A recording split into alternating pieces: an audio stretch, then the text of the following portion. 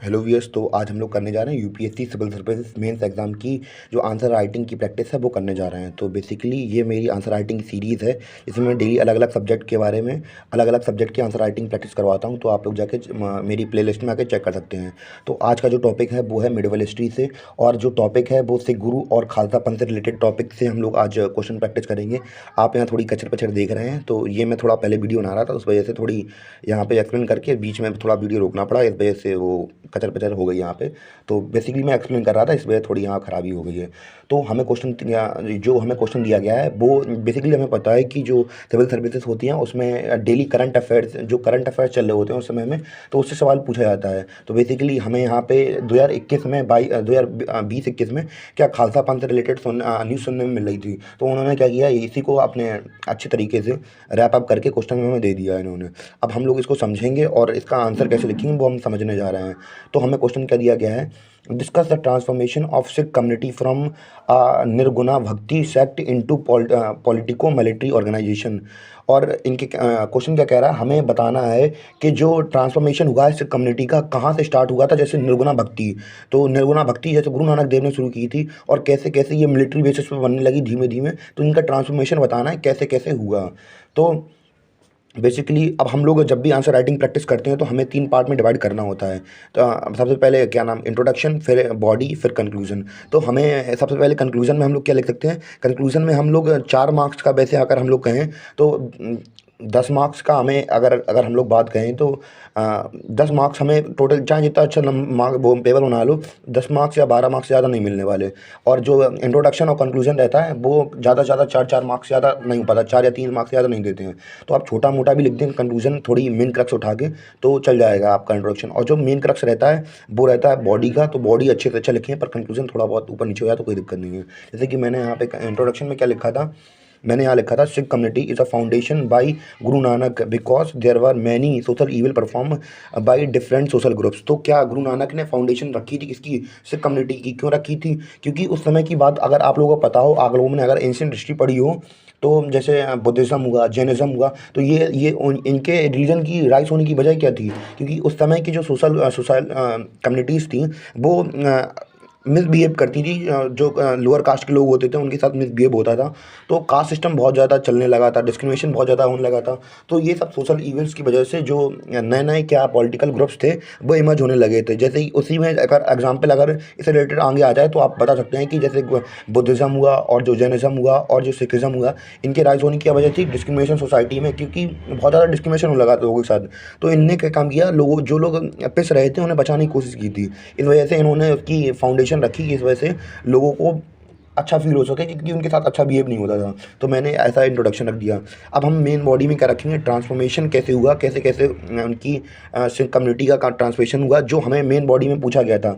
निर्गुणा भक्ति से शुरू हुआ और किस में हो गया, politico military military military bases पे कैसे ये ऑर्गेनाइजेशन वर्क करने लगी। तो उसके बाद में हम लोग लिखेंगे। तो जैसे कि हम लोग यहाँ पे मैं यहाँ पे जो मेन हेडिंग होती है उसे अंडरलाइन कर देना चाहिए। Transformation of Sikh community under Sikh gurus. तो कैसे कैसे ट्रांसफॉर्मेशन हुआ सिख कम्युनिटी का सिख गुरुज के अंदर। जैसे आप लोगों को पता हो 10 गुरु हैं थे सिख कम्युनिटी में, तो सबके बारे में एक एक थोड़ी थोड़ी बातें जो जो उन्होंने अपना कंट्रीब्यूशन किया उनके बारे में थोड़ा थोड़ा लिख देंगे। जैसे कि हम लोग पहले देखेंगे गुरु नानक ने क्या किया था। गुरु नानक ने गुरु का लंगर स्टार्ट करवाया था, और इन्होंने जैसे कि हमने बताया कि इक्वलिटी के लिए जो डिस्क्रिमिनेशन हो रहा था लोगों के साथ उसको दूर करने के लिए इन्होंने स्टार्ट करा था। कब से कब, ये उनकी डेट ऑफ बर्थ लिख दो। तो इसमें ये थोड़ा बहुत फैक्चुअल डाटा डालना पड़ता है, जिससे कि आंसर जो एग्जामिनर होगा उसे पता चले कि इसे थोड़ा बहुत डेटा पता है। तो ऐसे ही करके हम डालेंगे। जो दूसरे गुरु थे गुरु अंगद, इन्होंने कब से कब, इनका कब से कब मतलब जहाँ से पैदा हुआ, जहाँ से ये पैदा हुए और जहाँ से खत्म हुआ उनका डेट ऑफ बर्थ लिख दो, बस इतना काफ़ी है। और इन्होंने जो कंट्रीब्यूट किया उनके बारे में लिख दो।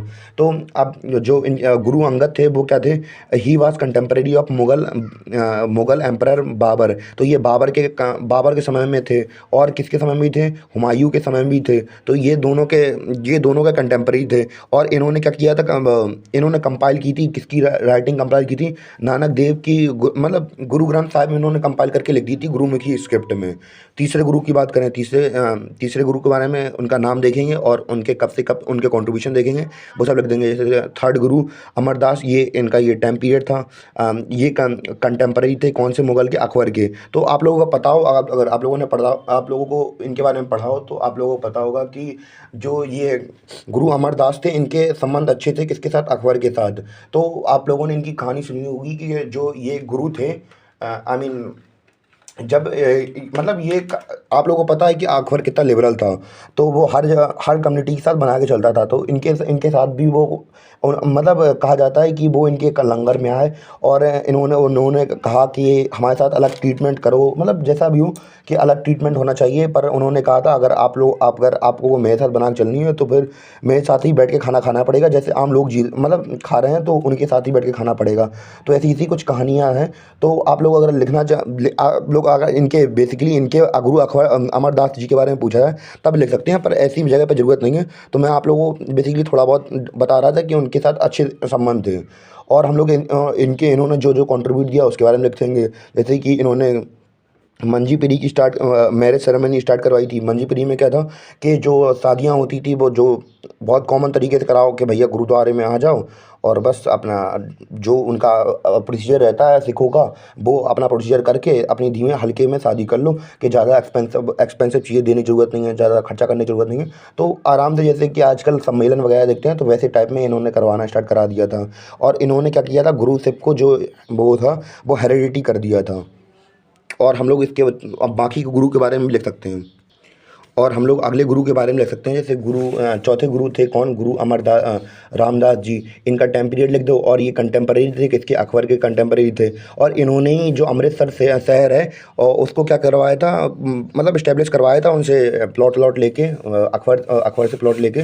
और क्या करवाया था इन्होंने, जो गोल्डन टेम्पल थी उसकी वो स्टार्ट करवाया था। और हम लोग अगले गुरु के बारे में लिख सकते हैं। जैसे कि मैंने यहाँ पे लिख दिया है, तो आप लोग अगर चाहें तो पॉज करके पढ़ के ऐसे आंसर राइटिंग की प्रैक्टिस भी कर सकते हैं इससे। और अगले गुरु की बात करें, गुरु अर्जन देव की, तो हमारे पांचवें गुरु कौन थे? गुरु अर्जन देव। अब ये किसके कंटेम्परेरी थे? अब ये कंटेम्परेरी थे जहांगीर के। और इन्होंने कंपाइल की थी क्या? आदि ग्रंथ को कंपाइल किया था। और ये पहले गुरु बन गए थे जो मतलब इन्हें जहांगीर के द्वारा एग्जीक्यूट करवा दिया गया था, क्योंकि इनके जो जहांगीर का दूसरा भाई था वो ये उसका सपोर्ट कर रहे थे। तो उन्हें जो जहांगीर था उसे पसंद नहीं आया, उसे जैसी गद्दी मिली और उन्होंने क्या कर दिया, इन्हें निपटवा दिया। और जैसे कि आप लोग अब इनके बाद से आप लोग देखेंगे कि जो सिख गुरुज थे वो क्या कर रहे थे आपस में, वो जितने भी जो देश के पॉलिटिकल मैटर्स हैं सब उसमें इंटरफेयर कर रहे थे। अगर आप लोगों को पता हो कि अगर आप किसी भी देश की पॉलिटी में अगर आप इंटरफेयर कर रहे हैं तो आपको मजबूत होना ही पड़ेगा। कि जैसे कि आपको उनसे जब आप जो मेन राजा है, अगर आप मेन राजा के विद्रोह आप कर रहे हैं तो वो आपको दबाने की कोशिश ज़रूर करेगा, क्योंकि उसे तो अपना जो आधिपत्य है वो स्थापित कर रहा है। पर अगर आप उससे बैर करने चलेंगे तो आपको भी उनसे डिफेंड करने के लिए अपनी जो मिलिट्री बेसिस है उसको स्ट्रॉन्ग करना पड़ेगा। क्योंकि अगर कोई भी हो, अगर किसी को भी अपनी पावर जमा के रखनी है तो उसे दबाना आना चाहिए लोगों को, क्योंकि अगर वो दबाएगा नहीं तो वो खुद दब जाएगा। तो इस वजह से जो सिख कम्युनिटी थी अब उन्हें अपने आप को रेडी करना पड़ेगा, क्योंकि आप मुगलों से इंटरफेयर कर रहे हैं। और जो उस समय की अगर मेन पावर थे वो मुगल से, अब जब आप उनसे इंटरफेयर कर रहे हैं, उनसे लड़ने की कोशिश कर रहे हैं, तो वो शांत होना बैठेंगे, वो भी आपसे लड़ने की कोशिश करेंगे। तो ये भी एक मेन रीज़न है कि उन्हें अपनी जो मिलिट्री थी, मिलिट्री स्ट्रॉन्ग करनी पड़ी। तो ये उसके कुछ मेन रीजंस में गिना जाएगा। यहाँ से अब जो आप लोग देखेंगे यहाँ पे क्या भक्ति चल रही थी, अब यहाँ पे वो लोग शक्ति का यूज़ करना स्टार्ट कर देंगे। जैसे कि अब हम लोग क्या करें, जैसे हम लोगों ने देखा ये जहांगीरी कंटेम्परेरी थे, इसके भाई को सपोर्ट किया था। तो यही सब हम लोग लिख देंगे। अब सिक्स गुरु की बात करें, गुरु हरगोबिंद साहब, तो इनका जो टाइम पीरियड है वो लिख देंगे। और ये कंटेम्परेरी थे किसके? जहांगीर के कंटेम्परेरी थे। और किसके कंटेम्परेरी थे? शाहजहाँ कंटेम्परेरी थे। और इन्होंने क्या बनाया था? अकल तख्त की स्थापना करवाई थी 1609 में ही। और इन्होंने क्या करवाया था? अब भैया अब इनके पहले के गुरु का करवाया गया था, मरवा दिया गया था। अब भैया इनसिक्योरिटी जब आपके साथ कुछ बुरा हो जाए तो आप उस खतरे से पहले तैयार रहते हैं। तो अब इन्होंने क्या करवाया था? ही ऑर्गेनाइज्ड अ स्मॉल आर्मी। तो इन्होंने क्या किया? आर्मी बनवा ली। जब आपके साथ आपको पता है कि आपके साथ गलत होगा तो आप अब पहले से आपको तैयार करके रखेंगे ना। तो इसी तरह इन्होंने भी अपने आप को तैयार रखने के लिए एक छोटी सी आर्मी बनवाई। अब आप लोग कैसे देख रहे हैं कि कहाँ भक्ति से स्टार्ट हुआ था। अब भैया आप लोग जब पॉलिटी में इंटरफेयर इंटरफेयर करेंगे तो जाहिर सी बात है आपको कुछ ना कुछ अपने प्रोटेक्शन के लिए कुछ ना कुछ रखना पड़ेगा। तो यहाँ से सर्कमस्टेंसेस बनने लगे कि आप लोगों ने देखा कि भक्ति से स्टार्ट हुआ, अब शक्ति में स्टार्ट हो जाएगा, तो इन्हें क्या मिलिट्री आर्मी बनानी पड़ेगी and become the first Guru to take up arms. ये पहले गुरु बने जिन्होंने क्या किया, हथियार उठाए और अपने धर्म की रक्षा के लिए हथियार उठा दिए। जैसे कि आप लोग देख रहे हैं, अगर ये उस समय पे हथियार नहीं उठाते तो आज जो सिख कम्युनिटी है वो आज सर्वाइव नहीं कर पाती। जो कमज़ोर होते हैं उन्हें पहले ही दबाया जाता है, आप लोगों को पता हो तो।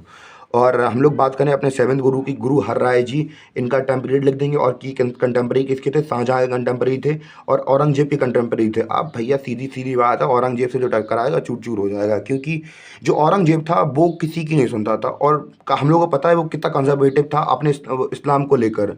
तो अब भैया अब अपना आप मान चलिए, आप अगर बाज़ार में कुछ सामान बेचने जा रहे हैं और अगला आदमी भी सामान बेचने जा रहा है, तो सीधी सीधी बात है कि दोनों में टकरार होना ज़रूरी बात है, लाजमी सी बात है कि होगी।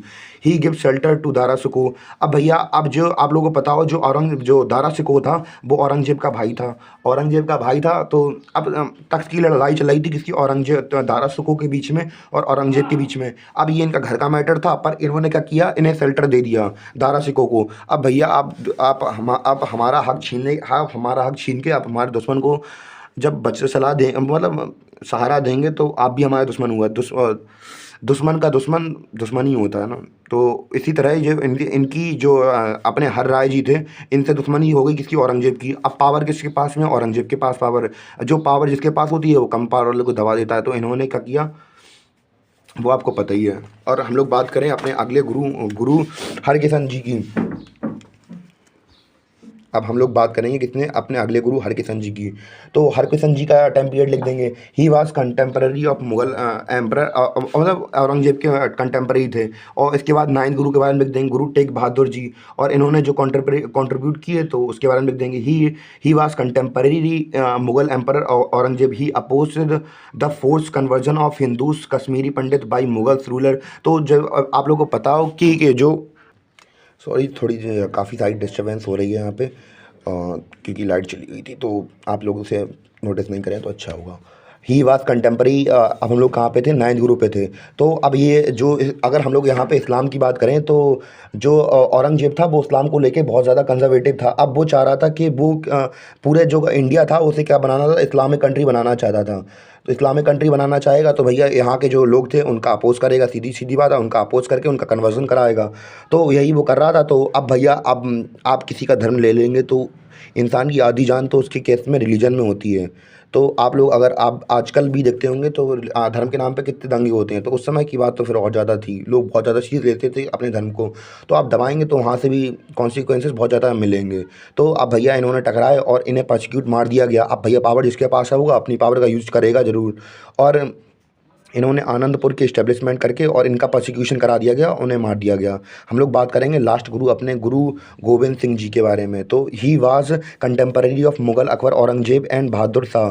ही created a Khalsa in changing the Sikh into saint soldiers order to protecting themselves. तो भैया सीधी सीधी बात है, अब भैया आपने हमारे 3 गुरुओं को मार दिया, पिता समान गुरुओं को मार दिया, तो हम अब इंसान थोड़ा ना बैठेंगे। अब उन्होंने अपने आप को पूरी तरह से रिफॉर्म कर लिया, जो अपनी पावर्स थी उसे एग्जीक्यूट कर लिया, अपनी पावर ले ली। और मतलब क्या किया, अपने जो उनके भक्ति थे, उनके फॉलोअर्स थे, उन्हें क्या दिया, उन्हें अपने सोल्जर्स बना लिया। अब हम लोगों ने पीछे पहले देखा कि गुरु नानक ने कहाँ से शुरू किया था, और जो बीच के गुरु थे उन्होंने जो पॉलिटी थी उसमें इंटरफेरेंस स्टार्ट करना शुरू कर दिया था। और हम लोगों को पता है अगर आप पॉलिटी से मिसबिहेव करेंगे तो आपको मिलिट्री रखनी पड़ेगी। तो इस प्रकार हमने देखा कि कैसे कैसे मिलिट्री उन्होंने तैयार कर ली अपने, मतलब कैसे कैसे मिलिट्री में इम्प्रूवमेंट ला के कैसे कैसे सिख कम्युनिटीज़ ने अपना आपको इवॉल्व किया। वही सब हम लोगों ने देखा इसमें। और अब लास्ट में हम लोग क्या लिख देंगे, जो उसका मेन क्रक्स होगा वो हम लोग लिख देंगे। और कैसे कैसे अब हम लोग यहाँ पे मेन रीजंस लिख देंगे यहाँ पे कि कैसे कैसे ट्रांसफॉर्मेशन हुआ, किस वजह से ट्रांसफॉर्मेशन किया, उसके रीजंस लिख देंगे। सेल्फ प्रोटेक्शन, अब भैया आप जैसे कि हमने पहले बताया कि यहाँ पे क्या हो रहा था, जो आप मुगल्स थे उनसे, जो सिख गुरुज थे उनसे इंटरफेयर कर रहे थे। तो अब जब पॉलिटिक्स से इंटरफेयर करेंगे तो वो भी आपके ऊपर रिप्रेशन डालेगी। तो उससे बचने के लिए, अपने खुद को बचाने के लिए। दूसरा क्या था, रिलीजियस पॉलिसी ऑफ औरंगजेब जब अपना कट्टरपंथी दिखा रहा था, तो उससे निपटने के लिए भी इन्हें अपने आप को प्रोटेक्शन करने की ज़रूरत थी। और क्या था, एंड ऑफ इंस्टीट्यूशन ऑफ गुरुशिप की भी एंडशिप हो गई थी। तो अब जो उनका जो एक ही धर्म, वो गुरु ग्रंथ साहिब बची थी, अब उसको अब जो अब औरंगजेब जैसे लोग आ रहे थे तो वो दबाना चाह रहे थे, रिलीजन को पूरी तरह से ख़त्म करना चाह रहे थे, क्योंकि वो इस्लाम लाना चाह रहे थे। अब इन लोगों को अपने आप अपने धर्म की प्रोटेक्शन करने के लिए भी क्या करना पड़ा कि हथियार उठाने पड़े। और क्या हुआ था, अब खालसा पंथ की जब स्टार्टिंग हो गई थी तो अपने आप को खुद तो खालसा पंथ की जब स्टार्टिंग हो गई थी तो फिर जाहिर सी बात है, जब खालसा सोल्जर्स तैयार हो गए तो फिर आर्मी भी तैयार हो जाएगी। और क्या, invasion from the north west frontier. तो आप लोगों को पता होगा कि जो हमारे इंडिया में है, तो जो आपको अगर यहाँ पे मैं आपको मैप बना के दिखाऊं, तो जो पंजाब पड़ता है तो ये यहाँ पे ऊपर वाले एरिया में पड़ता है। अब यहाँ से जो इंडिया के अंदर जितने भी अटैक्स हुए हैं, ये यहाँ से, अगर हम पुराने समय की बात करें, मौर्यन काल की बात करें, तो अलेक्जेंडर का इन्वेजन भी यहीं से हुआ था। तो अब क्या, अब यहाँ से इन्हें से यहाँ से भी प्रोटेक्शन चाहिए। जो नॉर्थ में जो सेंट्रल सरकार बैठती, नॉर्थ में बैठती थी, जो मुगल थे वो यहाँ से कर रहे हैं। अब यहाँ से भी हमले हो रहे हैं, यहाँ से भी हमले हो रहा है, हर जगह से हमले हो रहे हैं। तो अपने आप को बचाने के लिए भी तो कुछ ना कुछ चाहिए पड़ेगा ना। तो इनकी लोकेशन ऐसी थी, कंक्लूजन में हम यही डाल देंगे, the geostrategic location of Sikh legion was trapped from the mighty invaders हमें यहाँ से हमला कर रहे हैं। जो मेन लीडर्स हैं, जो मेन यहाँ पे शासक हैं भारत के, वो यहाँ से कर रहे हैं। जब दोनों तरफ से हमले हो रहे हैं, जब आपकी आइडियोलॉजी मैच नहीं कर रही है, तो आपको उनसे डिफेंड करने के लिए भी तो कुछ ना कुछ चाहिए। ऐसे ही हम लोग अपने जो कंक्लूजन है उसमें डाल देंगे, invaders and thereafter majority power with in our country in the capacity militancy instinct is not only made them capable to defend their religion but it also help them to survive rest of the time. तो उन्होंने क्या किया, उन्हें help किया कि अब वो आगे के समय में अपने आप को सर्वाइव कर सकें। और आगे से अभी तक भी अगर हम लोग बात करें, अभी भी सर्वाइव कर रहे हैं, कैसे मिलिट्री बेसिस पे सर्वाइव कर रहे हैं। आप जो अगर हो सकता है कि ये अगली साल, मतलब इस साल भी अगर बात की जाए तो काफ़ी सारे जो प्रोटेस्ट हुए 2023 में भी काफ़ी सारे उनके प्रोटेस्ट हुए। और बात करें कि जो ये काफ़ी लंबा मुद्दा है, तो उसमें अभी 3-4 दिन पहले भी कुछ न्यूज़ आई थी, 2 हफ्ते पहले भी कुछ न्यूज़ आई थी। तो ये सब चलता ही रहेगा। और तो ये जो पार्ट है वो काफ़ी ज़्यादा इंपॉर्टेंट है, और इससे रिलेटेड काफ़ी सवाल आ सकते हैं आगे वाले प्रीलिम्स में भी और मेंस में भी। जब तक के लिए थैंक यू।